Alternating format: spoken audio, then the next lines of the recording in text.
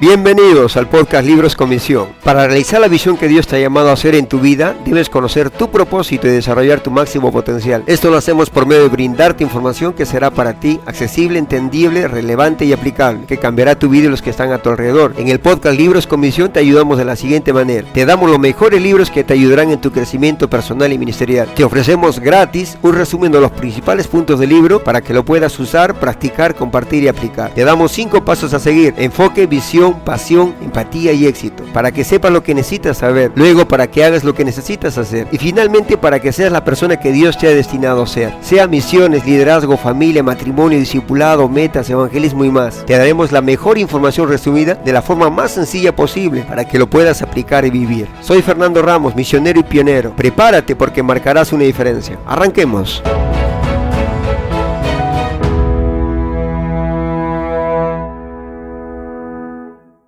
Qué alegría poder estar una vez más con todos ustedes en nuestro canal Libros con Misión. Hoy estaremos viendo un libro acerca del discipulado. El título del libro se llama Seguirle, en inglés es To Follow Him. El autor Mark Valley es un maestro por muchos años en el Seminario Teológico de Dallas y también es pastor de una iglesia. Son 7 marcas de un discípulo y estaremos viendo a 7 capítulos. Empezamos con el capítulo número 1. Un túnel, visión, romance. Característica número 1. Supremo e incomparable amor por Jesús. Cuando dos personas están enamoradas, pasan mucho tiempo juntos. No importa el tiempo, la cosa es que pasan tiempo. Se dan regalos el uno al otro, se comunican bastante a través de llamadas, de notas, se muestran respeto y atención. Reflejan importancia el uno al otro, comparten un sentido de intimidad y gozo. Mientras su compromiso crece, la relación entre ambos se fortalece. En el discipulado se dan exclusivas relaciones. Jesús dice que si nosotros somos sus discípulos, nosotros tenemos que amarle, sobre todo a las personas, más que cualquier persona o cosa. Nuestro amor tiene que ser supremo. El que ama a padre o a madre más que a mí no es digno de mí. El que ama a hijo o hija más que a mí no es digno de mí. Mateo 10:37. El Señor Jesús intencionalmente escogió la relación familiar para ilustrar la clase de amor que Él espera de sus discípulos. Muchos creyentes sufren presión por parte de sus familiares para que no sigan al Señor. Jesús enseña que cuando nosotros le amamos con un amor supremo, un amor que es más grande que cualquier otro, aquel amor podría cortar como una espada a través de nuestras familias, nuestras relaciones, dividiéndonos de estos quienes no creen. Jesús quiere que todos los miembros de una familia estén unidos, pero a veces pasa que los que no creen no entienden cuando un creyente ha hecho de su compromiso de seguir a Jesús su más alta prioridad. Nuestro compromiso como creyentes podría causarnos algún tipo de persecución en el trabajo, en el colegio, con nuestros familiares y vecinos. Cuando estamos pasando algún tiempo de persecución por seguir a Cristo, debemos recordar la temporalidad del sufrimiento, el valor del creyente a los ojos de Dios y también el juicio venidero ante el trono de Dios para los incrédulos. Uno de los más grandes obstáculos que nos mantiene de seguir a Jesús como discípulos comprometidos es el temor. Jesús nos dice que somos valiosos para Dios y que cada cosa que nos ocurre está dentro de su voluntad. Nosotros tenemos que creer que Dios tiene todas las cosas bajo control. Un amor incomparable. Jesús dijo: si alguno viene a mí y no aborrece a su padre, madre, mujer e hijos, hermanos o hermanas, y aún también su propia vida, no puede ser mi discípulo. Lucas 14:26. Jesús nos da una comparación sincera y directa que ilustra la forma como nosotros tenemos que amarle, más que a alguien más, incluso más cercano que a los miembros de nuestra familia. Jesús nos enseña el mismo principio con un diferente método, un contraste de relaciones. Nos está diciendo que nuestro amor por Él debería ser tan fuerte que nuestro amor que tenemos hacia otras personas pareciera como si las odiáramos en comparación con el amor que le tenemos a Él. Nuestro amor a Jesús debe ser incomparable. Un ejemplo de esto es el caso de Raquel y Lea. Jacob amaba tanto a Raquel que parecía que el amor que tenía por Lea era odio. No es que la odiaba, Jacob amaba a Raquel tanto más que a Lea que parecía que odiaba a Lea en comparación. Otro ejemplo de esto lo tenemos en Malaquías 1:2-3, donde dice: y amé a Jacob y a